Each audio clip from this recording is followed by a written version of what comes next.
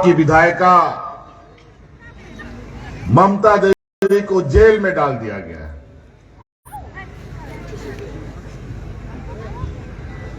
आज उसी दूध मुहे बच्चे को न्याय देना काम आप लोगों को करना है।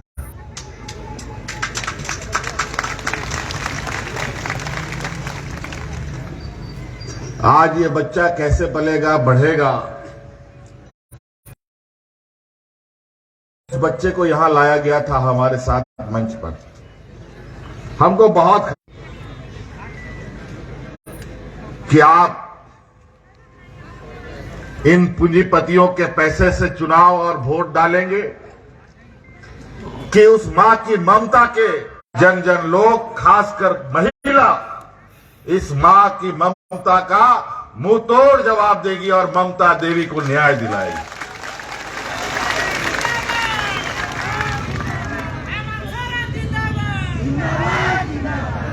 आखिर एक बात बताइए, ठीक है ये लोग एक बाजी जीत गया, आखिर ये आज ये चुनाव हो रहा है तो इस किस आधार पर वोट मांगने आए हैं, जरा बता दो। हम क्या बोलता है कि हमको वोट दे दो?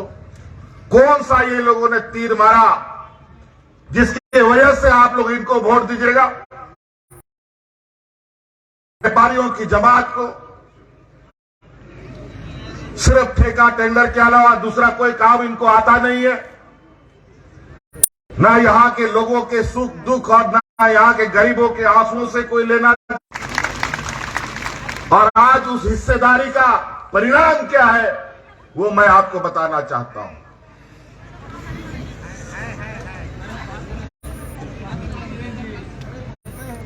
आपके इस विधानसभा में 15,500 बूढ़ा बुजुर्ग लोग को पेंशन मिल रहा है। आज से पहले इनके सरकार में वो विधवा पेंशन का हम बताए आपको, विधवा पेंशन देवी के प्रयास से 45,500 बूढ़ा बुजुर्ग रहा है। ये लोग 6,000 देता था, हम लोग आज 45,000 लोगों को पेंशन दे रहे हैं। आज उसी तरीके से जो दिव्यांग हमारे लोग होते और राशन कार्ड अलग, यहां 12,000 राशन कार्ड लोगों को मात्र मिलता था। 12,000 लोगों को इन लोगों ने राशन कार्ड दिया था, लेकिन आज 1,28,000 हम लोग राशन कार्ड यहां रामगढ़ विधानसभा में बांटे।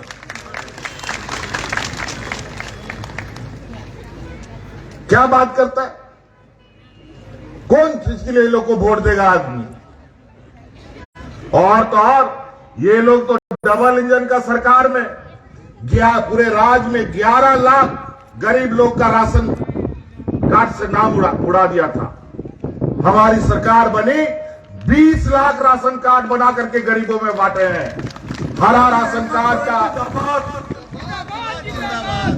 राशन कार्ड मिला होगा, लेकिन शिकायत इसमें बीच में आने लगा है कि राशन नहीं मिल रहा है। मिलेगा भी कहां से? वो हमारा राशन कार्ड था ना, हम लोग बांट रहे थे, अनाज बांटने के लिए हम लोगों ने जिम्मा लिया था। वो इसलिए राशन नहीं मिल रहा था कि हम सोचे कि भारत सरकार का दुकान से हम राशन खरीदेंगे, थोड़ा 2-4-5 टका सस्ता मिलेगा।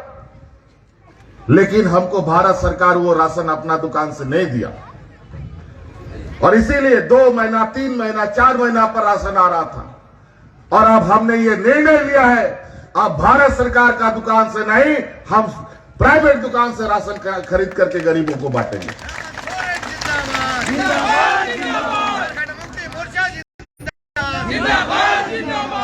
कई ऐसी चीजें, कौन चीज के लिए वोट मांगेगा?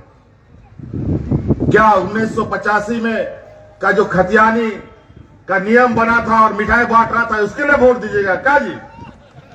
है 1985 के लिए से चुन के गई और वही ओबीसी को हम लोग 27% देने का हम लोगों ने कानून पारित कर दिया।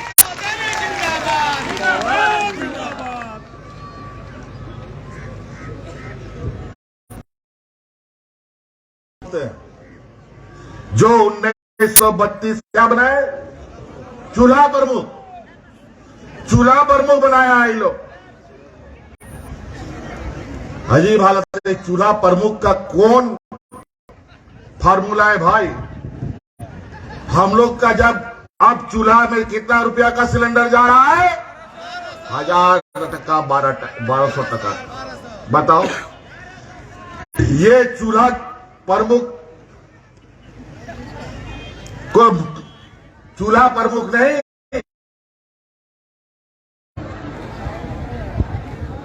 यहीं पर रामगढ़ स्टेशन है, इधर बरलंगा स्टेशन है। प्लेटफॉर्म टिकट 2 रुपया में मिलता था, 5 रुपये में मिलता था, आज 50 टका में मिलता है।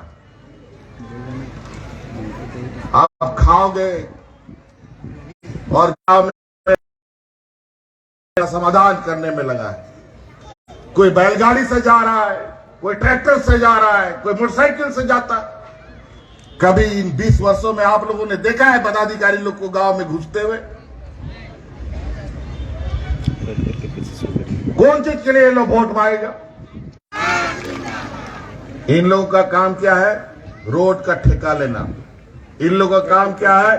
कोयला का ठेका लेना। इनका काम क्या है? कोयला कैसा उठा होगा, रेक लोडिंग करना होगा, क्या क्या होता है, क्या ट्रांसपोर्ट और क्या क्या होता है, चारकोल मिलाना और क्या क्या, यही सब काम है।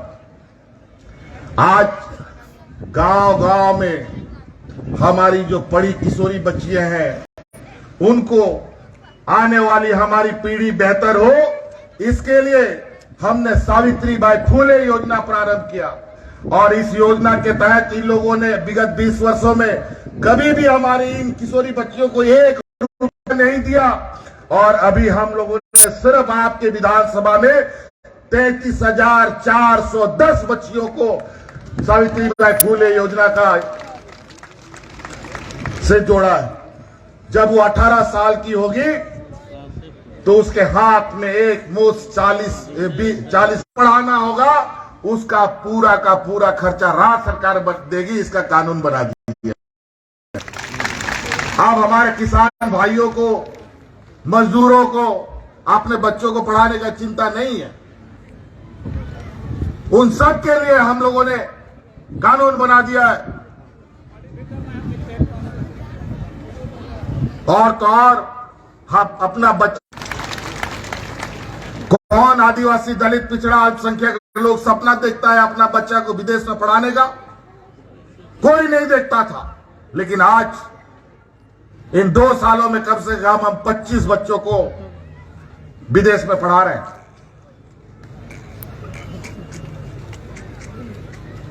और ये लोग तो सिर्फ आपका जेब काटने में लगा है। पॉकेट मार होता है ना, उसी तरीके से आपको पता भी नहीं चलता है।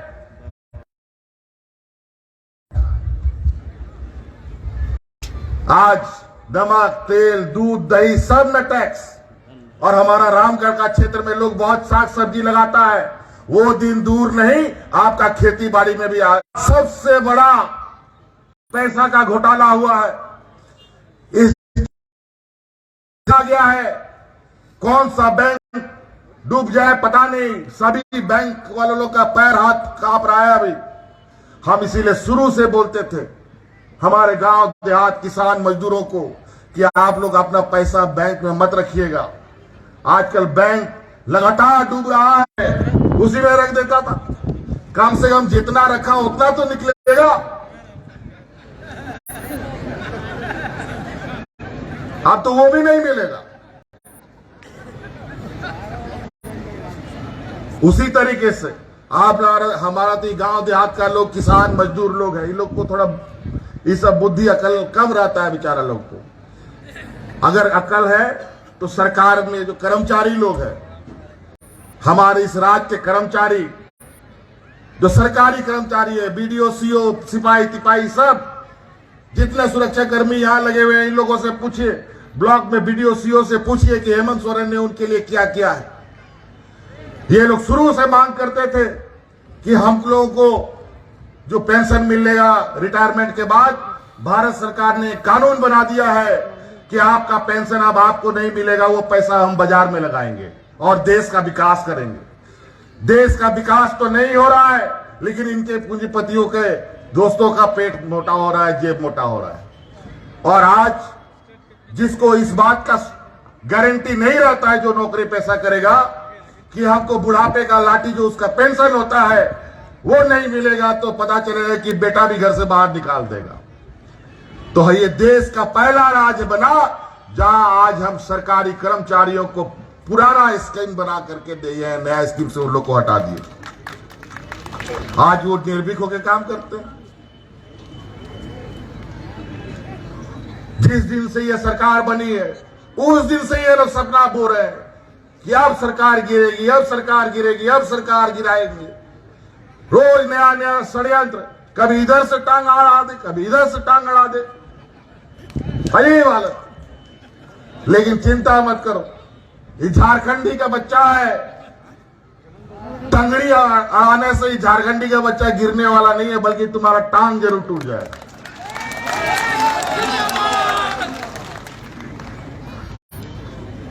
अभी हम कुछ दिन पहले गए थे बूढ़ा पहाड़, एकदम घनघोर जंगल, और कभी वहां पर नक्सल लोग हुआ करता था।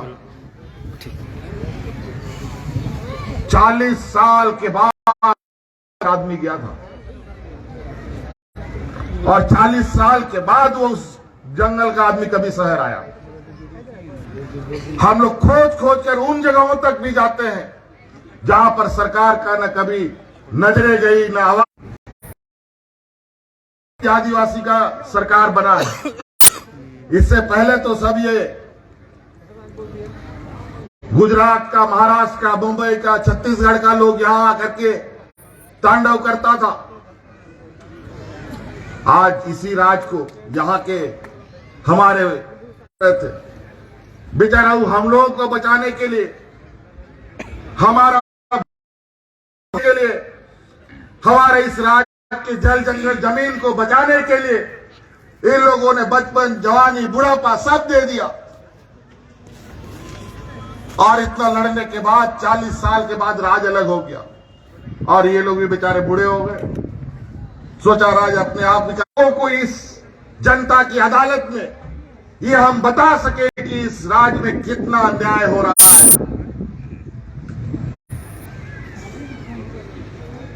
आज इसीलिए इसको चुनावी सभा हम नहीं, इसको जनता की अदालत का नाम हम देते हैं, और जनता जो निर्णय करता है वही सर्वोपरि, वही सबसे बड़ा निर्णय होता है। इससे बड़ा निर्णय कोई नहीं होता।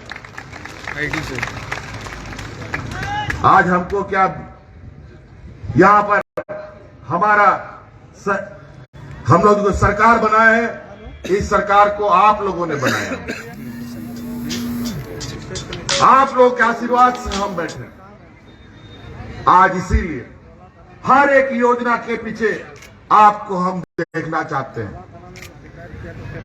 हर वो योजना हम बनाते हैं जिस योजना में हमारा यहाँ का मूलवासी, आदिवासी लोग को सबसे पहले लाभ मिले। आज मुख्यमंत्री पशुधन योजना देख लो, आज 90% के अनुदान पर अगर 100 रुपया का बकरी है तो 10 रुपया आपको सिर्फ देना पड़ेगा, और 100 रुपया का बकरी ले जाओ और पालो।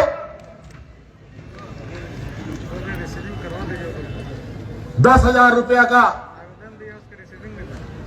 गाय है तो कितना लगेगा? 1,000 रुपया दो और 10,000 का गाय ले जाओ। तो आपके थाना वाले को फोन कर दीजिए।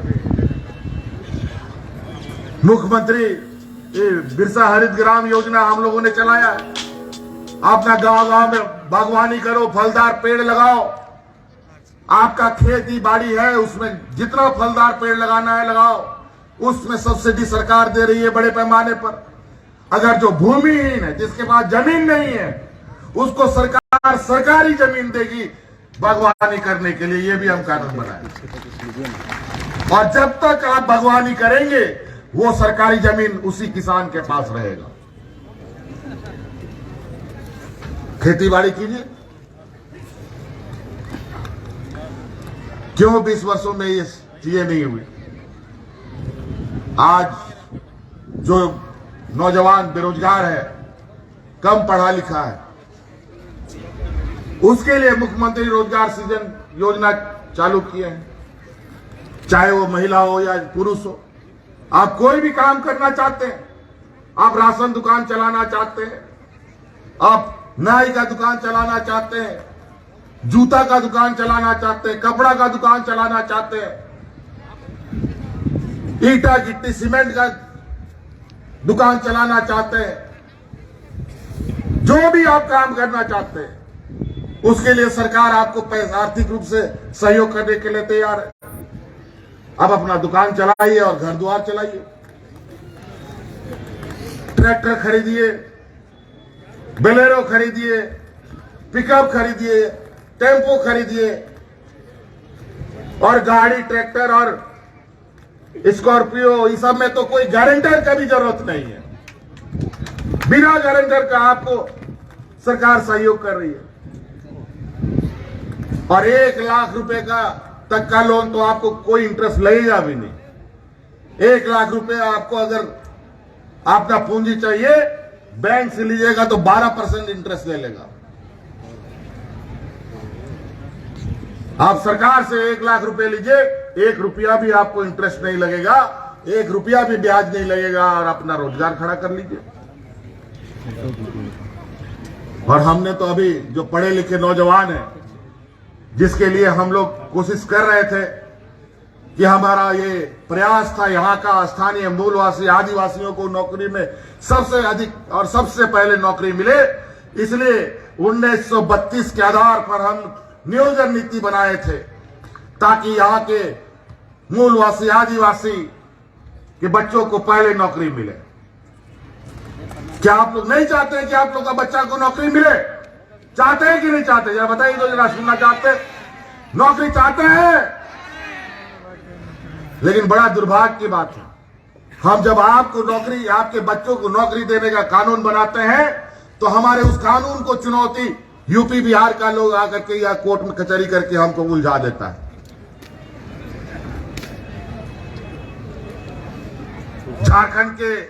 झारखंडियों के हित की बात करते हैं तो यूपी बिहार के लोगों का पेट में दर्द होता है, और सब राज बनाता है अपने राज्य के लोगों को हक अधिकार के लिए।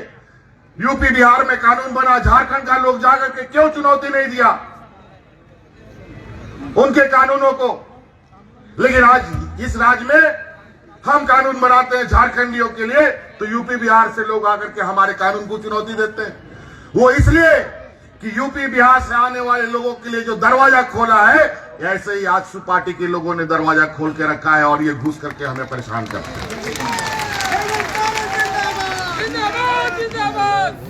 यही लोग दरवाजा इधर उधर से खोल देता है और लोगों को बाहर से अंदर घुसा देता है।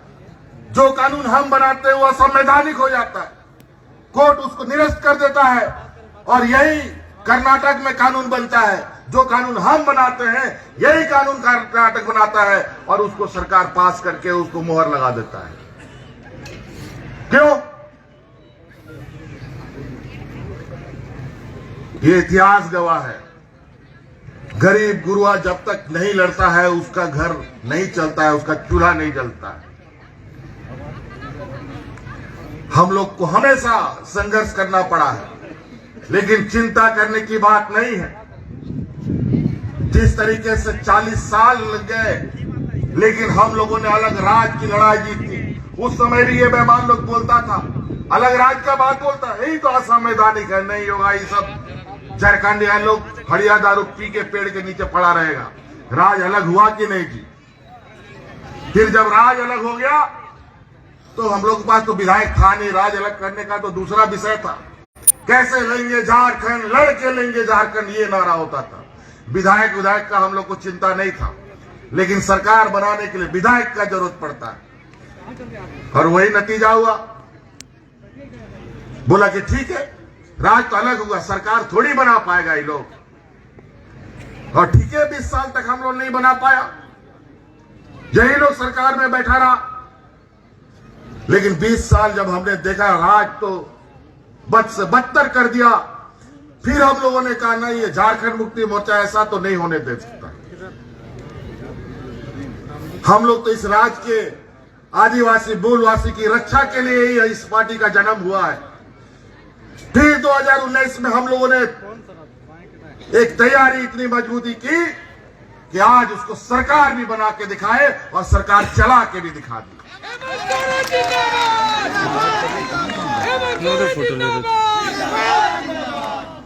तो बोली रागी। फिर सरकार जब बन गया 2019 में, बोला ठीक है, चलो सरकार तो बना लिया, लेकिन सरकार नहीं चला पाएगा।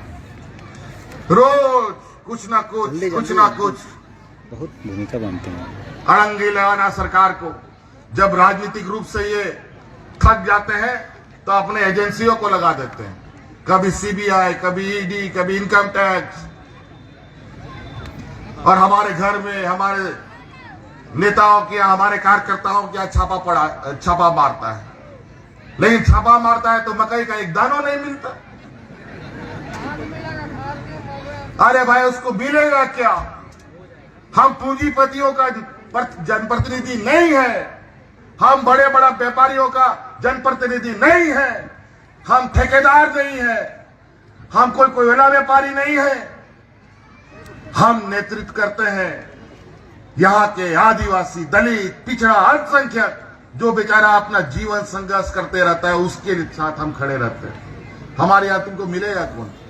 जाओ ना अदानी अंबानी के पास, कितना नोट मिलेगा कि इस देश का क्या पूरा दुनिया का मशीन ला के खड़ा कर दोगे तो फिर भी गिन नहीं सकेगा, इतना पैसा निकलेगा।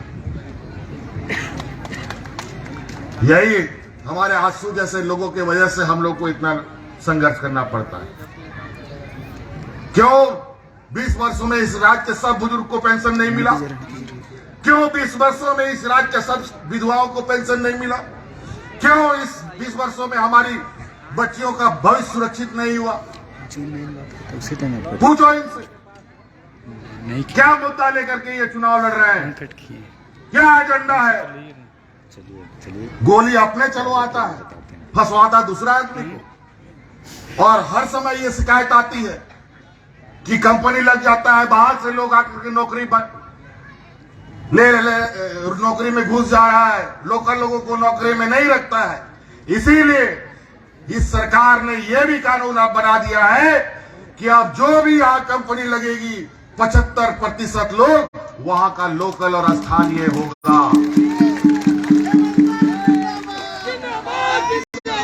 ये हम कानून बना दिए।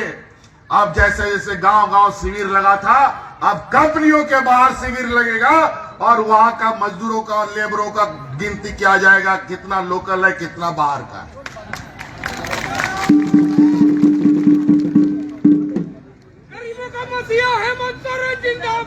पैसे को राजनीति करता है, पैसे को इन लोगों ने भगवान मान लिया है भी कहीं आज के दौर में पैसे बगैर कुछ नहीं होता है।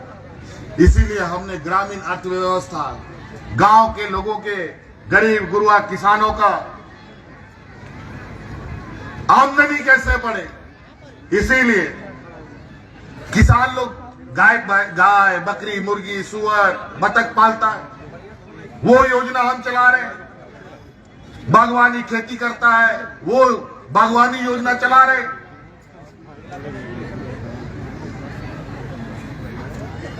दीदी बाड़ी योजना चला रहे। कई ऐसी योजनाएं जो हमारे किसान आराम से कर सकते हैं। उसमें कई सब्सिडी, कई कम कीमत पर आपको अच्छे ये मिल रहे, व्यवस्था मिल जाए। लेकिन बड़ा दुर्भाग्य इस राज्य का, किस्मत भी बेचारा बहुत खराब है। एक तो इन बेईमानों की वजह से इसको बर्बाद कर दिया गया और ऊपर वाला भी गरीबों का सुनता नहीं है ठीक से। राज्य का सरकार बना, आपको याद होगा कोरोना जैसा महामारी आया और वो ऐसा महामारी पूरा दुनिया में छाया कि कि किसी को पता नहीं उसका इलाज क्या होगा।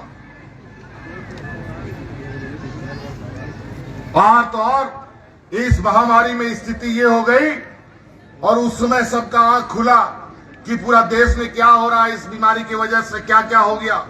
ले लिए सब। और झारखंड जैसा पिछड़ा राज्य, जहां डॉक्टर नहीं, जहां अस्पताल ठीक नहीं, लिया हुआ है सब। ठीक है। वहां पर भी ये स्थिति। और अचानक ये जो साथी आजसू के लोग जो दिल्ली में बैठे हैं, अभी जो हमारे यहाँ के प्रत्याशी के जो पति है, ये सांसद महोदय हैं, भारत सरकार ने तुरंत एक आदेश इंटेलिजेंट आदमी है। और एक क्या बोलेंगे, क्या आदेश बोलेंगे उसको, क्या कौन आदेश बोलेंगे, क्या आदेश बोलता है उसको, हाँ। वो एक ऐसा आदेश निकाल दिया जिसको आप लोग सुने होंगे, लॉकडाउन हो गया। और ऐसा लॉकडाउन कि अपना घर में ताला लगा करके आपको अंदर में रहना पड़ गया। हाट बाजार, दुकान, गाड़ी, मोटर, फैक्ट्री सब बंद। उस समय हमको पता चला कि 15-20 लाख झारखंड का मजदूर दूसरे राज्य में काम करने जाता है। हम माथा पटक लिए, अरे बाप अब क्या करें, इतना लोग बाहर जाता है यहाँ से काम करने के लिए, भीख मांगने के लिए, मजदूरी कटने के लिए। 20 साल में क्या इन लोगों ने यहाँ के लोगों के लिए मजदूरी भी नहीं बना पाया। बड़ा विचित्र स्थिति। अब दूसरा कौन असम में, कोई बंगाल में, कोई कलकत्ता में, कोई मद्रास में, कोई लेह लद्दाख में, कोई विदेश में जाकर के फंस गया। और सब जगह से फोन आने लगा, हम लोग कैसे जाएंगे, कैसे जाएंगे, कैसे जाएंगे।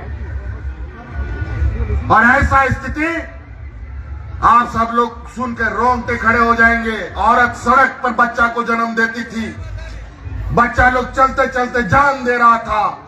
लोग पैदल चल दिया दिल्ली से अपना घर के लिए, क्योंकि कोई किसी का घर में घुसने नहीं देता था। उस समय हम लोगों ने, ये देश का पहला सबसे पिछड़ा राज्य है जहां हम अपना मजदूरों को हवाई जहाज से, ट्रेन से ला करके घर पहुंचाने का काम कर रहे हैं।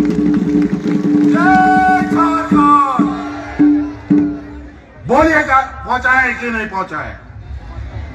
वही लोग बोलता था हवाई चप्पल वाले को हवाई जहाज में चढ़ाएंगे, हवाई चप्पल वाले को हवाई जहाज में तो चढ़ाया नहीं, लेकिन हवाई चप्पल उसका जरूर निकाल लिया, पॉकेट जरूर काट लिया। लेकिन हम लोगों ने उन हवाई चप्पल वाले मजदूरों को हवाई जहाज से ला करके घर घर पहुंचाने का काम किया।